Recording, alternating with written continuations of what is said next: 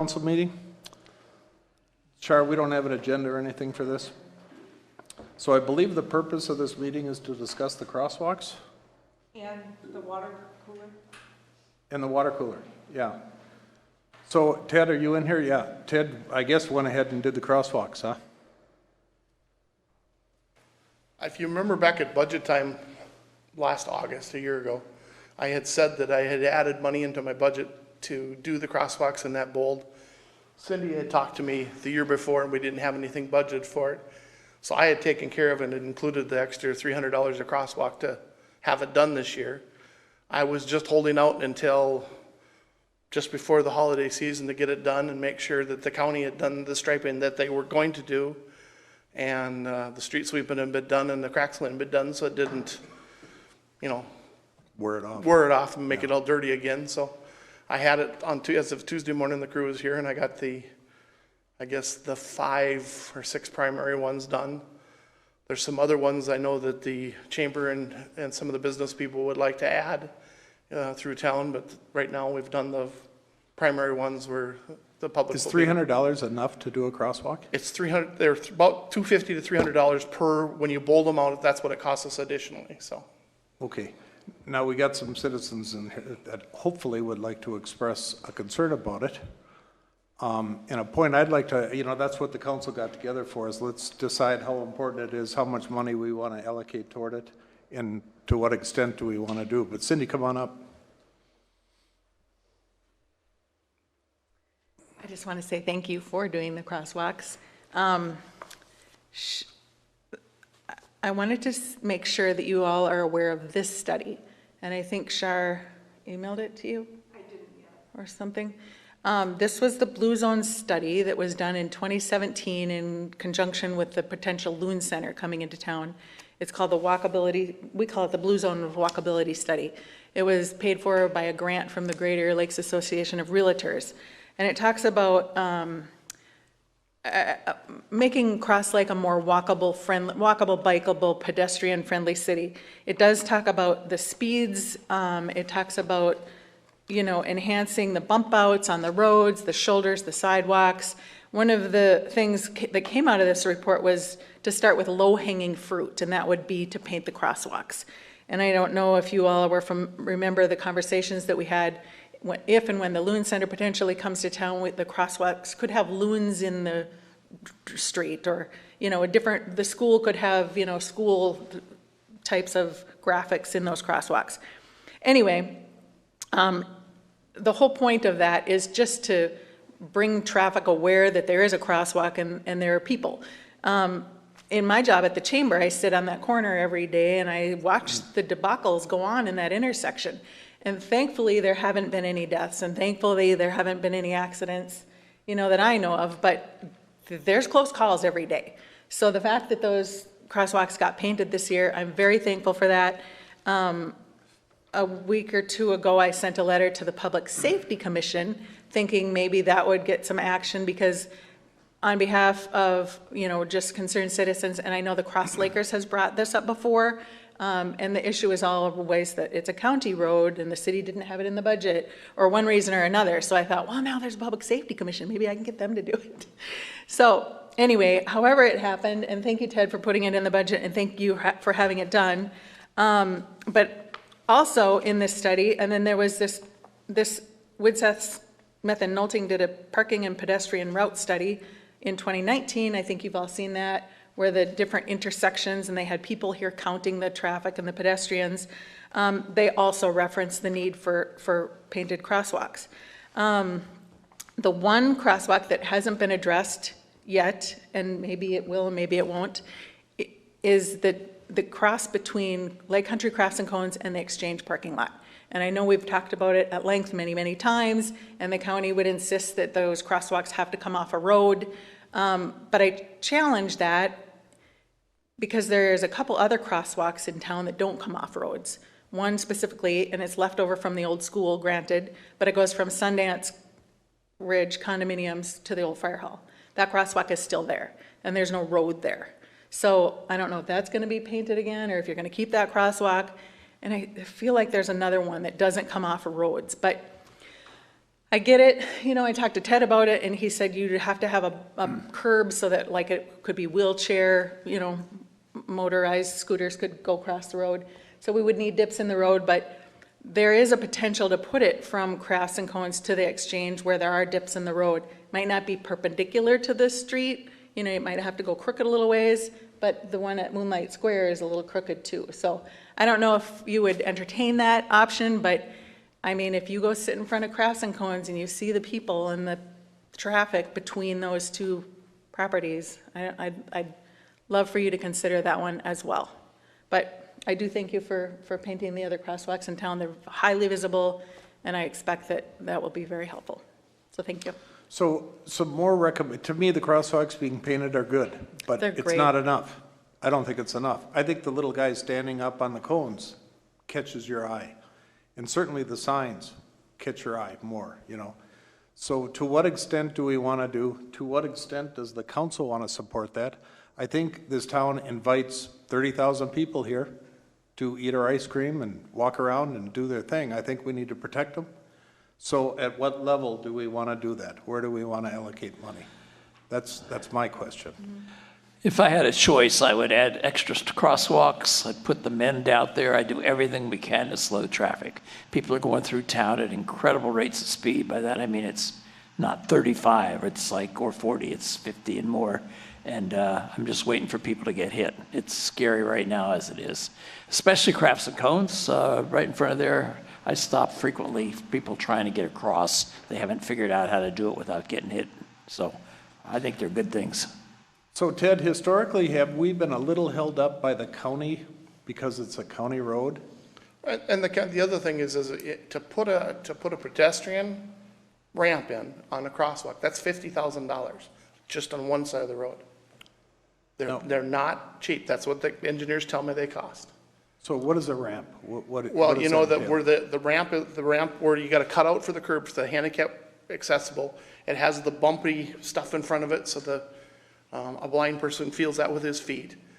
All those things are part of it. It has the slope, the proper slope on it, so it's, you know, accessible. All those things have to be met to be, you know, they meet the ADA standards, so. Is it got lights, flashing lights or something too? No, you don't have to have that painted in that, and as long as it meets those other things, I guess it's acceptable, so. Okay. Well, go ahead, Aaron, did you want something? Yeah, do we have to have, if we wanted to put one across there, would we have to have the county's permission? I'm sure it's a cut in the county road. We would have to have permission to add anything, you know, of some kind.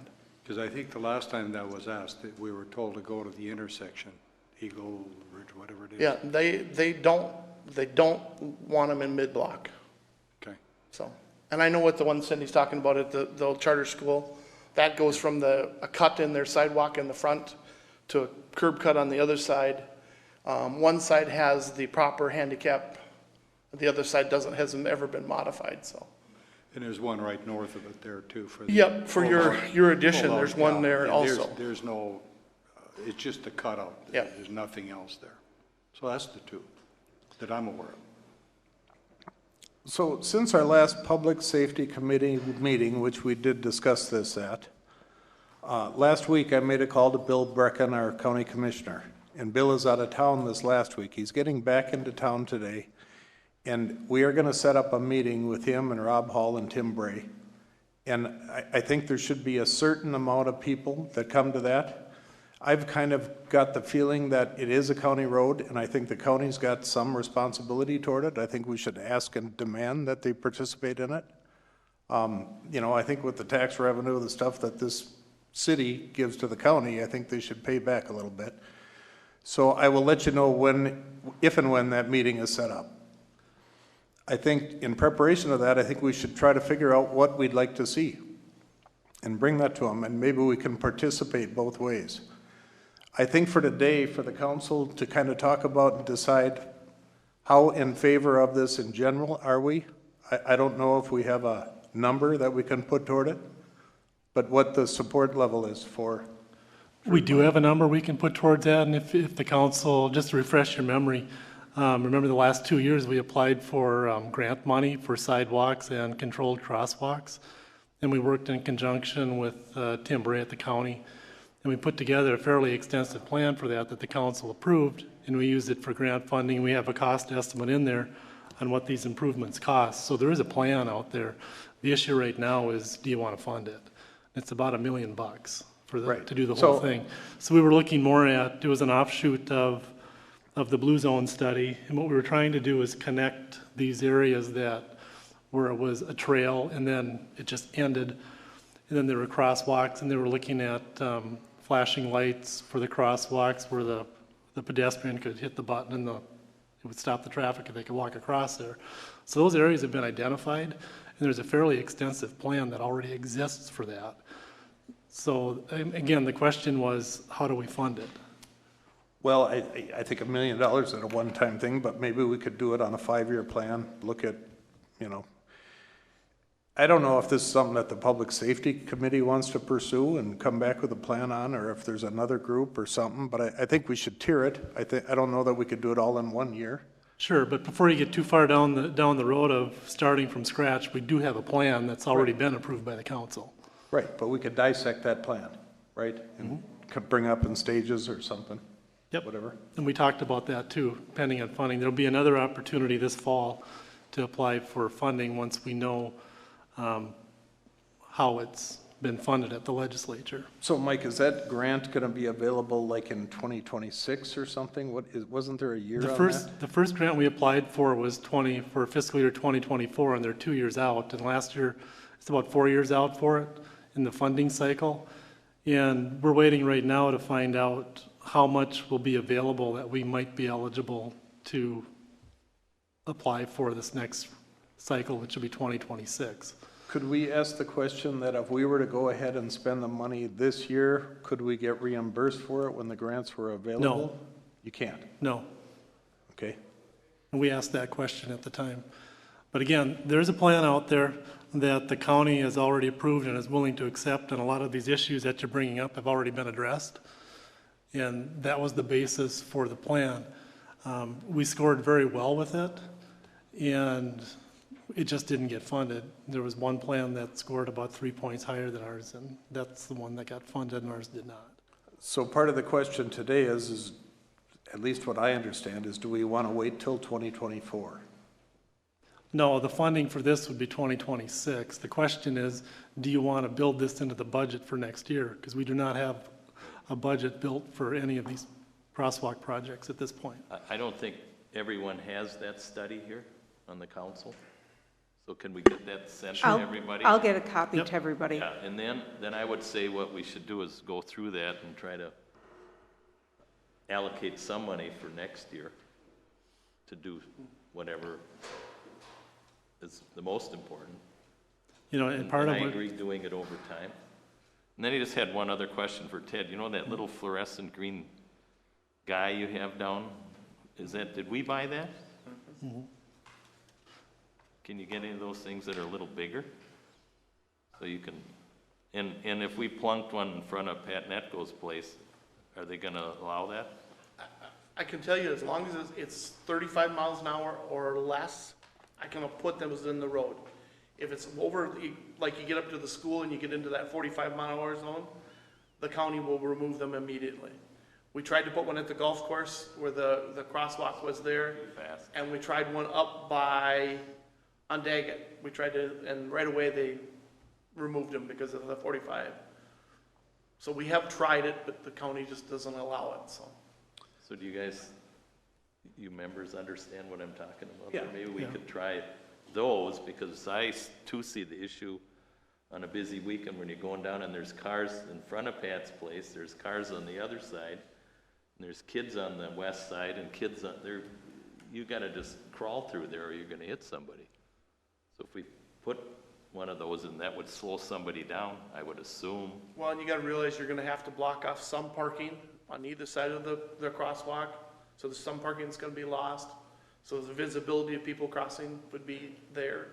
I would hope whatever we do, we think about having where we can push the button and both sides, activate with a radio signal or whatever, however they communicate. I was just thinking of no striping this year, because I don't know, can you put one of those things right now in the street to slow people down? I'd have to ask if we just randomly go put one up there, if they would allow it. That's a question I've never asked.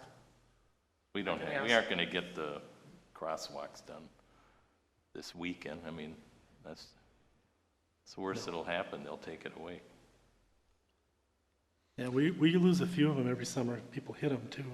We've had a few of them where in fact, this year, one of them was brand new.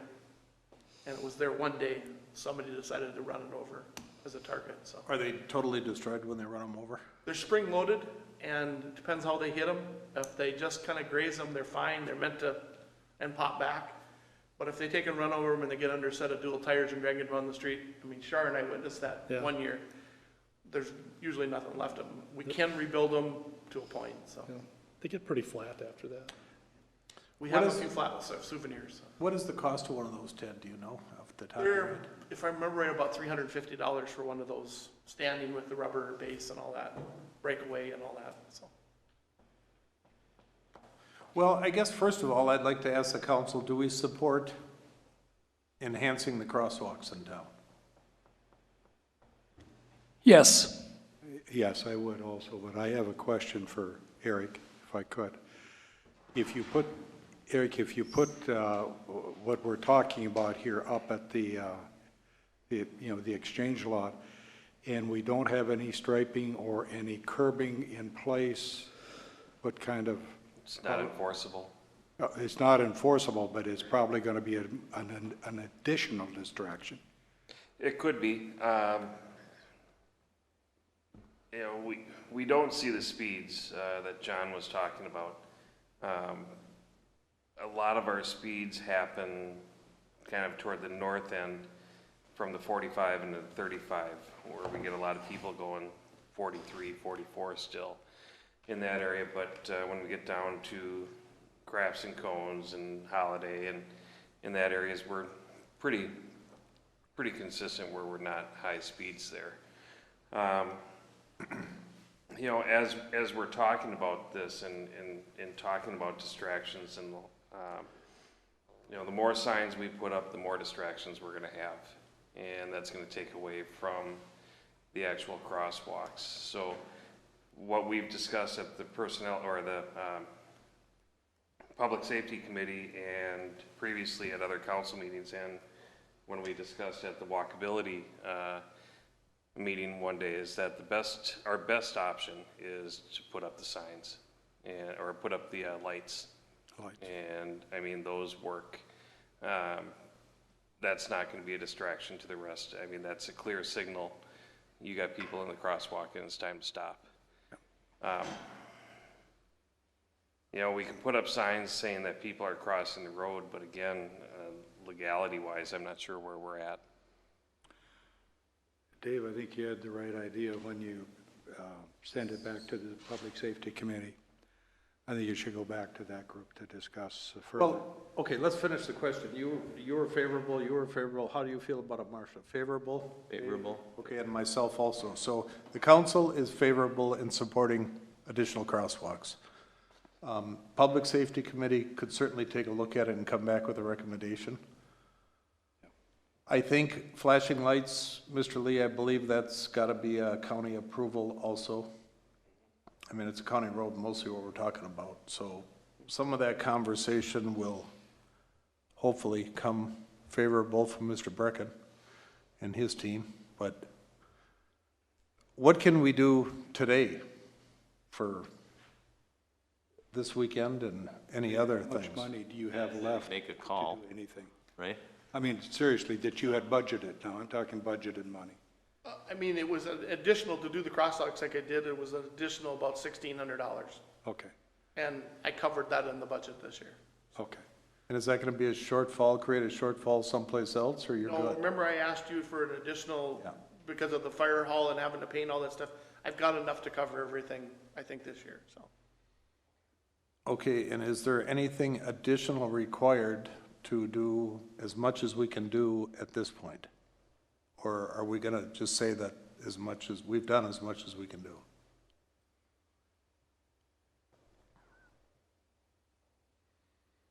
Can I say one more thing? Sure.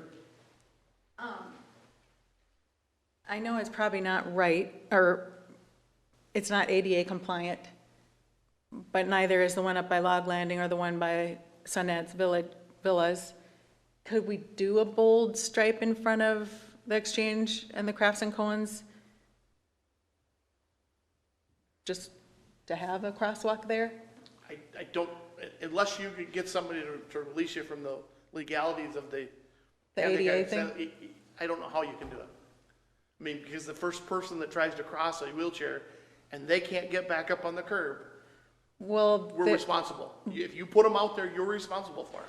but Eagle Pass is a road, and then the Exchange is a driveway. But yeah, you can't put them, you can't funnel into a driveway. It has to be a curb cut that's meant for people. You can't funnel them into oncoming traffic. And we can't make crosswalks where the county doesn't allow it. And I know, it's just a question. Yeah, well, good try. It's just a this year question. I'd love to say yes, Cindy. Yeah. But I think we'd get ourselves into trouble. I know. Well, again, though, the other crosswalks in town have curbs too. And you gotta remember that some of those, all the crosswalks that are here, Yeah. they go back farther than my time. I know. They've been painted for over 20 years, so. So can you paint, if you don't have a crosswalk, I've seen it in other cities where you paint things in big letters on the, where you're driving? Chalk art. Well, I think I've seen it in Edina on some of their streets, this, where the bike lanes are blue or whatever, and there's stripes. You know, you could, even Highway 55, I think if you were, there's dots on the road they put on there. Why can't we pursue slow down pedestrians, you know? That's a question I don't I'd know. have to ask the county engineer, and maybe when you're meeting with them, that would be a question we ask him. You know, in the $50,000 curb cut pedestrian crosswalk is, you know, that's a pretty serious one. What does it cost to cut a curb cut for 20 feet? A curb cut and to reform it, you're probably a few $1,000s. And where it gets expensive is all of that But maybe stuff all, making handicapped. yeah, but the ripple in the road and all that kind of, but maybe do we have to do all of that? Well, if you make any improvements, it has to be brought to a handicap accessible standard. Okay. I'm just repeating what the engineers tell me, so. Okay, but again, my feeling is that it is a county road and the county has got an obligation to help us out with that. So we'll see where that goes. Maybe it'll go nowhere, but Well, they do have, you remember, there is an agreement with the county when we're doing projects with the county, like the storm pond. They have a policy already in place. It's just on as far as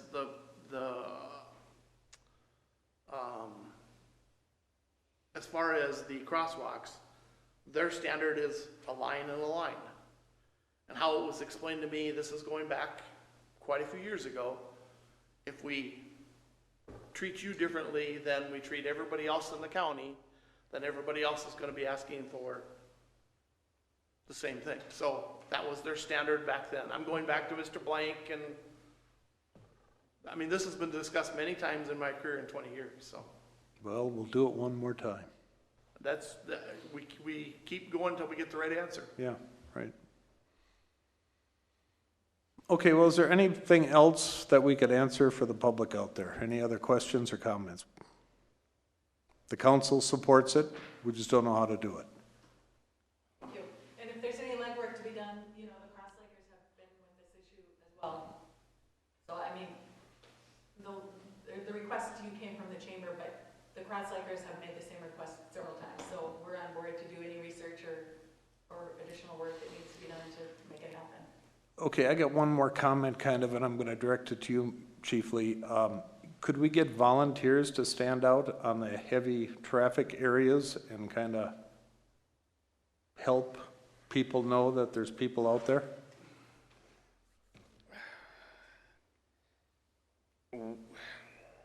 Boy, that's a tough one. You probably could. I wouldn't sanction it, because if somebody were to get injured or worse, we're gonna end up being liable for that. know, as soon as we say, yeah, go for it, you know, throw some people out there. Like this weekend, we've got the Lutheran Church having their outdoor service, and they want to direct traffic after the service is over because they have 800 to 900 people in for their service. And no, you can't do it, you know, without one of us around. You can certainly help us, but, you know, again, we are still liable. So to put people out there and directing traffic, that's a lot. I believe there's regulations against it unless they're actually people that are certified to do it, community service officers, you know, beyond police I'm talking about. They have to have a certain level of training and certification. So I would never recommend that we do that. I wouldn't. Well, I think this is gonna be a continuing problem the city is gonna look at for many years to come, and maybe, could we commission some of the firefighters or something to do it? Just at certain times or certain events? Even with Ted yesterday with the lights on and the whole painting crew out there, he said it was an absolute mess. And we're talking a Tuesday in Cross Lake. That really became a mess for him, and he was very close to calling us to making sure we have some lights there. You get somebody out there that's just in a yellow ANSI 3 vest, you know, I don't know that I would do that. I don't believe that the traffic has to obey them because they're not a law enforcement officer and they're not auxiliary from it.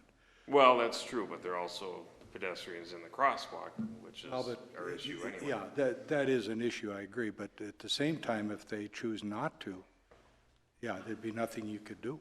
I'd be I would be under the construction is where my would become, and that's where my protection is under the state laws, and that is in a construction zone. And so when we're doing that work, we're in a construction area, so that's where my protection comes.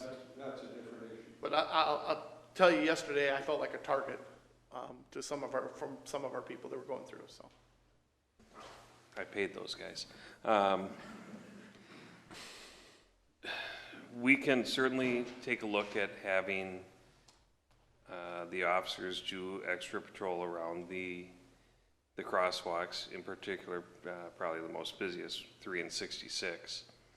And I can have them spend some time down there Saturday, Sunday, a couple hours or something. Maybe I can get someone part-time to come in and, you know, kind of keep an eye out down there. Again, not directing traffic, but enforcement.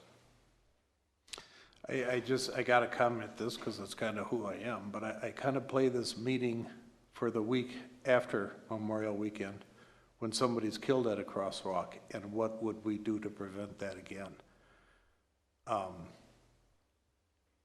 So, you know, what we're liable for, what we can do, what we can't do.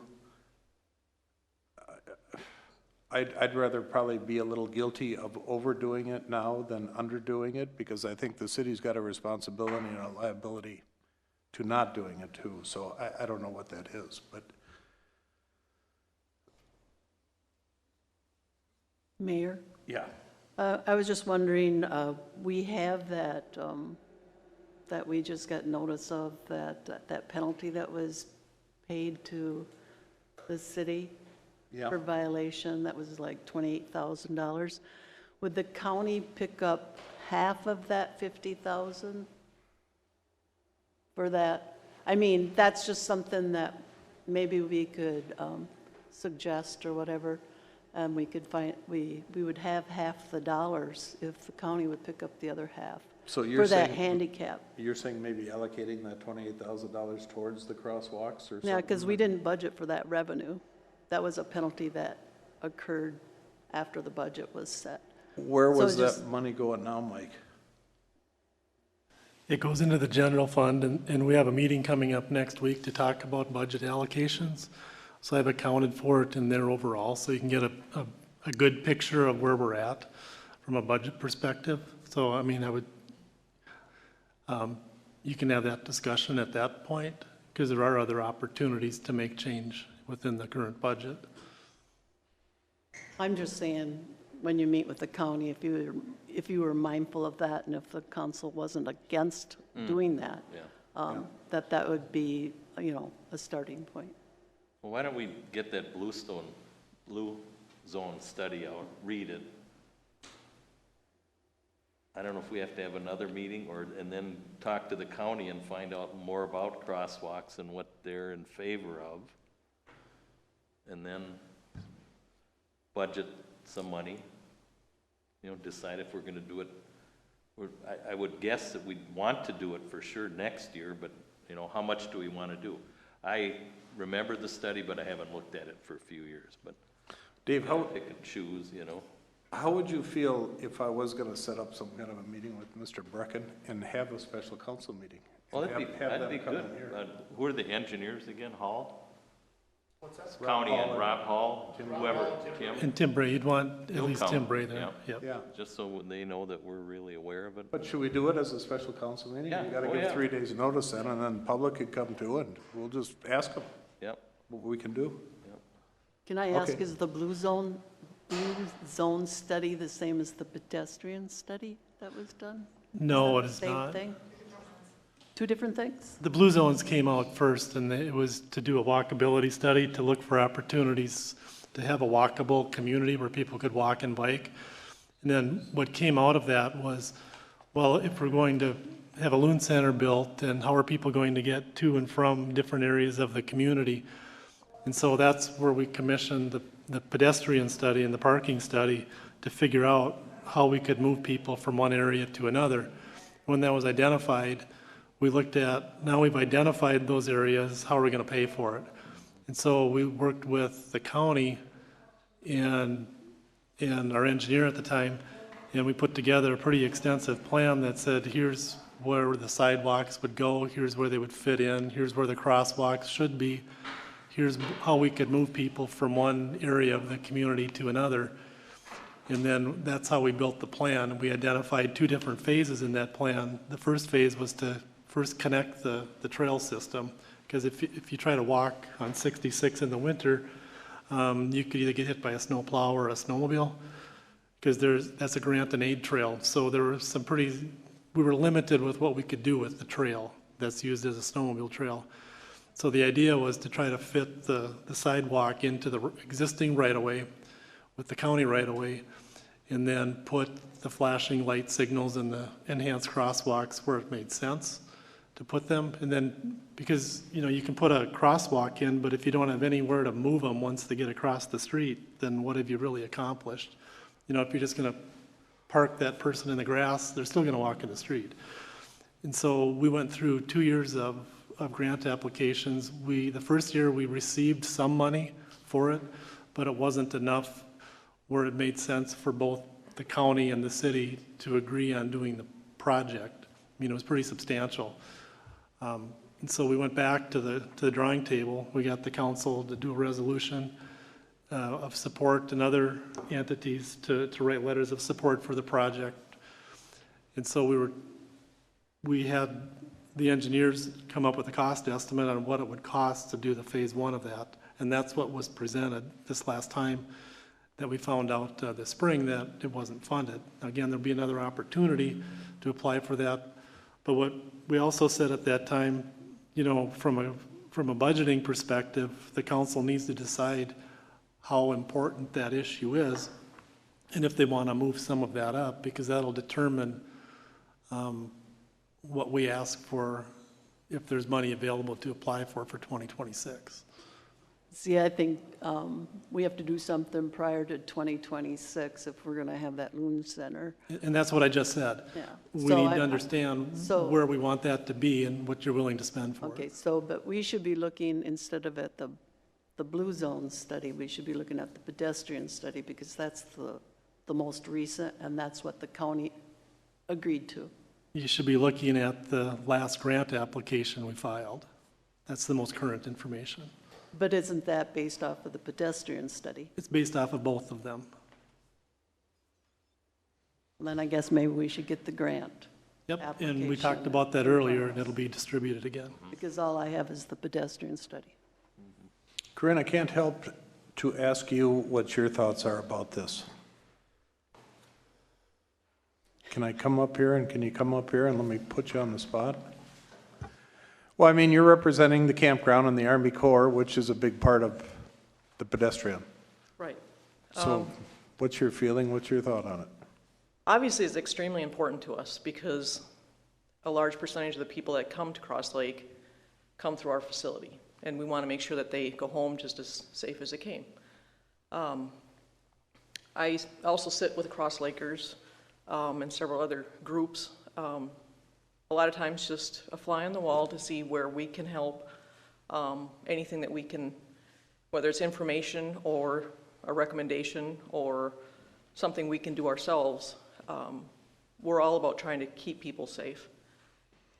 I think that that corner at 66 and 3 is extremely dangerous. I am shocked, like Cindy stated, that we haven't had a bad accident there. And it really is challenging to realize that it takes somebody to die before we do something there.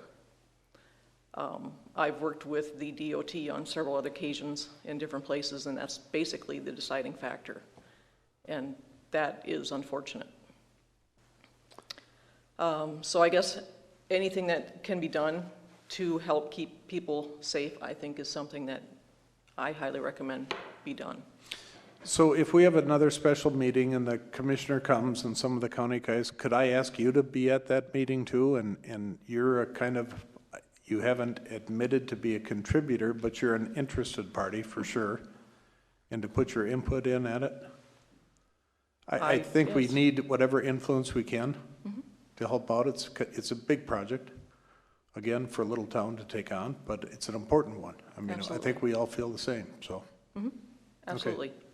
Send me a notice and I will do my best to try to be there. Do you get notices automatically, or are you, Shar, is she? No, I'm not on a distribution list of any Could sort. you make sure that she is notified if we do have a special meeting for that? Okay. Thank you. Sure. Okay, are there any other comments on this for now? Mayor, if I could. Yep. What I would suggest, just kind of as I'm thinking about it, Joanna, maybe Ted will agree or disagree, is to work on the crosswalks that we have now and develop the crosswalks the correct way when we have the funding for those. The biggest thing I would suggest right now is if we've got the potential for $28,000 sitting in the budget is to get flashing lights at 3 and 66. I mean, if that's something we can start soon and have men say before the 4th of July weekend, it'd be awesome.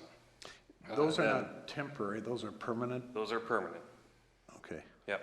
I don't know of any temporary signage that they do have for something like that, but I would just suggest making the crosswalks that we have in town now, get those up to par, and then develop the crosswalks later, you know, the correct way, as far as Country Crafts and Cones, if we decide to do that there. Swan and 66, the school. Yeah, and wherever else we decide, but those would be best to get up to par. If I could ask John, you a question. Didn't the Eagle Ridge crosswalk issue come up in the Planning Commission? I thought it did because they wanted that reset and they wanted all kinds of stuff there, and the county said no. I think as there is no feeder sidewalks in that area, so that's the big issue. You can't direct, like Ted said, you can't direct the crosswalk into a curb and up onto the lawn. You cannot direct it into a city street.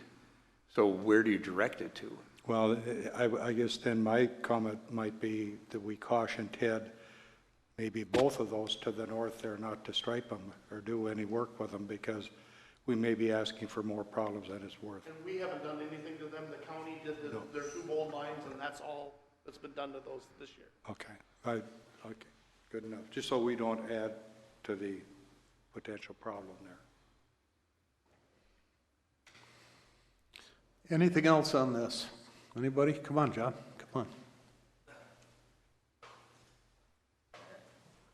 on. I'll just say, unfortunately, this is the way things go, but the city doesn't have the control, and that's kind of the problem here, is that we're dealing with 2 county roads, we're dealing with the main lines, we're concerned about our county situation. So I think if we can get a meeting with the county and start some kind of conversation, and I'm sure that members like me of the Cross Lakers and that would be willing to sit down and do what we can to kind of go from there. But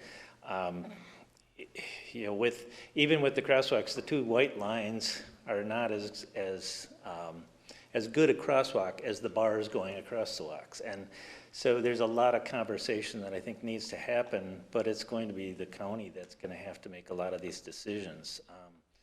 You as a council can do a level of that, but your responsibility gets overridden by the county, and that's the unfortunate part here. So, you know, if we can help any way to kind of get the county to see things more from your perspective, I think the better we'd be on it. We will try to do that. Yeah. So I think if you can send any information about a special meeting again to the Cross Lakers, just to all the members, we'd be happy to show up and help as much as we can. Char, could I ask you to do that also? Thanks. Thanks, John. The Cross Lakers, the group? If you get it to me, I'll get it to the Cross Lakers. Okay. Okay. Anything else? Let's move on to the drinking fountain. I don't know how badly we need to go into the history of this, but I think especially in our latest pandemic, my recommendation is just to put a bottle of water out there with paper throwaway cups and put the drinking fountain to rest. How does everybody feel about that? What's the cost for the bottle of water? I think you have to buy a special unit, don't you? The cooler, you can take them, we've actually bought one for the city shop, and we just get Culligan water delivered, the bottles delivered. The cooler was about $70 that the bottled water sits on. And we pay, you know, for so many bottles a month, so. And I believe Edmund's got one now, behind the desk, back in the admin area. So they're already servicing it. They're already coming here. So it'd be just another fountain, and then see how much we need after they water. Is that understanding that right? It seems like a very simple cure to that problem. So do we have a motion just to move that forward and use Culligan or whatever kind of bottled water we have? Can I talk a little bit? Sure, absolutely. I sent an email to Thomas Gray, who is the supervisor of the state inspection services, about this issue, and he says, you know, we're a non-code city, but he said we had 2 inspections, we had 1 electrical, and a plumbing inspector was here, and that's it. He said, regarding the drinking fountain issue, the building code requires 1 drinking fountain for each 500 occupants in a business occupancy. And then he says the city hall would be considered a business occupancy with an assembly occupancy if a council chamber or community hall space is large enough for more than 50 occupants. When the building code has a requirement for drinking fountains, the accessibility code then has additional requirements. The accessibility code would require 2 drinking fountains, 1 at standard height and 1 at accessible height for somebody that's handicapped. The building code does provide an exception for no drinking fountains for buildings with a total occupant load of less than 50. I talked to the state plumbing inspector, and he indicated that the city hall building would have an occupant load of more than 50, so that exception more likely would not apply. Based upon the information you provided, it would appear that at least 2 drinking fountains, standard and accessible, would be required to meet the building code requirements. So based upon his view of what I asked him, he says, no, you should really have drinking fountains. So in Culligan, bottled water does not In the code, Dave, there is something that I read, and they give you like 50% credit for a fountain for some of those. for a bottled water. Yeah. 50%. So, and he said that the obligation to have that included in your design should have come from whoever designed the building. So I don't know I can't remember who did what here. Well, I believe Winseth was the engineer on the building. So if we want to be compliant, that's kind of what he said, so. But what does compliance gain us?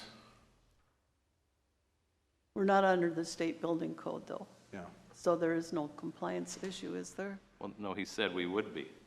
No, we never adopted the state building code in Cross Lake. You're still required to follow the building code, even if you didn't adopt it in the city. It just means the city doesn't enforce it, the state does.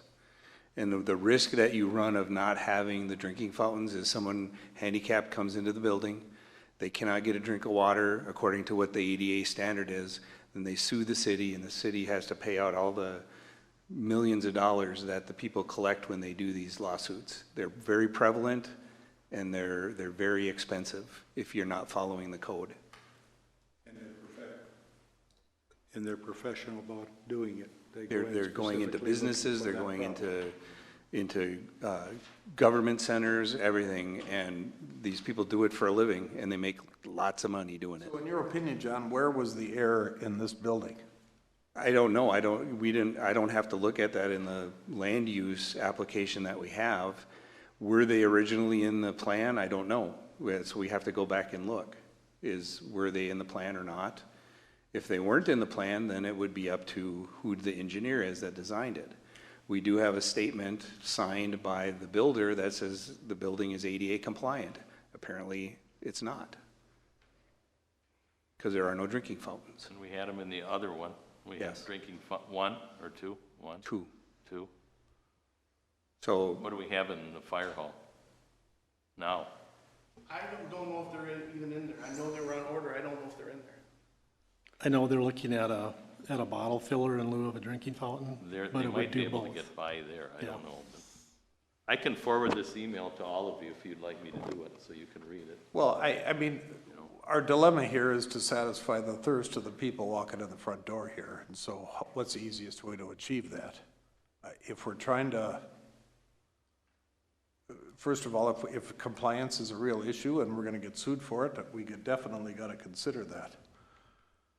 If 2 bottled water canisters out there will satisfy it, I mean, that's the easiest way to go about it. But if we want to look into the legalities of it, I guess we'd have to ask Mr. Person or something to look into that. Why don't we go back to whoever designed the building and ask them why this wasn't included? So that, From there, I just soon want to do it right and do it in the proper way so we don't have to look over our shoulder all the okay, time. well, yeah. I know it's going to cost money, but that's the way the world turns today. Sure, John, come on up. Identify yourself, though. About this, your compliance. Name, is- address. Okay, Sorry, Jonathan we didn't do Grothe. that last time. Okay, Yeah. Jonathan Grothe, actually, Ideal Township. The compliant part of this would be through the plumbing code, which is state code-wise, and that's where your drinking fountains come into it. So your issue is with that, and so technically you would be not compliant right now.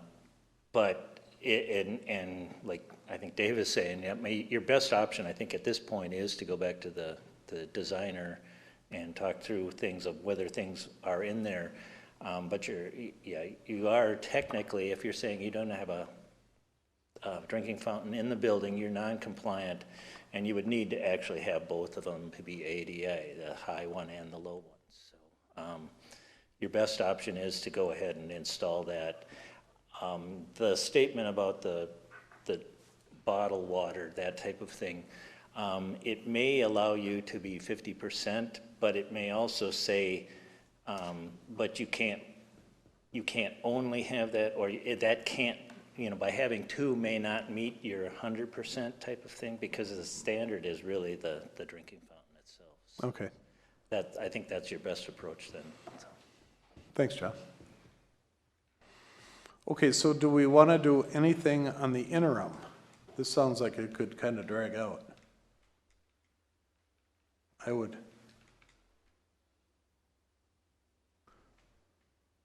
kind of think we should just put Well, yeah, I would guess. a bottle of Culligan out there. Something right out here, but it's temporary. Mike, can you, was WSN the engineer on the job? We had a number of engineers, and they worked in a partnership with High Tech together on that. So at some point, we'd have to determine if it was in there, and if it was taken out, why was it taken out? My understanding is the plumber inspects the plumbing in the drinking fountain would be part of the building code, so the plumbing inspection wouldn't determine whether or not you had a fountain in the place. They're just looking at the pipes. That should be in there also. Yeah. Number of fixtures, and that's basically just if it was a Yep. toilet fixture or a drinking fountain or a lavatory. Sure. Do we have those inspections, or did we ever get a copy of them? I've never seen them. Did we ever get an occupancy for the building? I'm not aware of anything. The only thing that I ever got was a statement signed by High Tech that the building was ADA compliant, because that was the only requirement that I had to have in the file. Okay, so we got to look into it. So, Mike, do we task you with looking into that, or do we get Mr. Person to do it, or where do we go with that? Well, I mean, I don't know that we need an attorney to look into what it's gonna cost to put a drinking fountain in. I mean, this body should decide if they want to be compliant or not, and then direct staff to find out what it's gonna cost to put one in.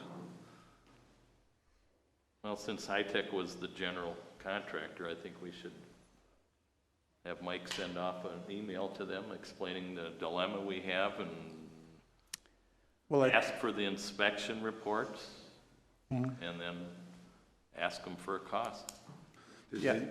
Who has the plans that we can look at, like he's talking about, do we even see a drinking fountain listed in it? I have a set of plans that came with the building, with the land use permit that they pulled, a full set.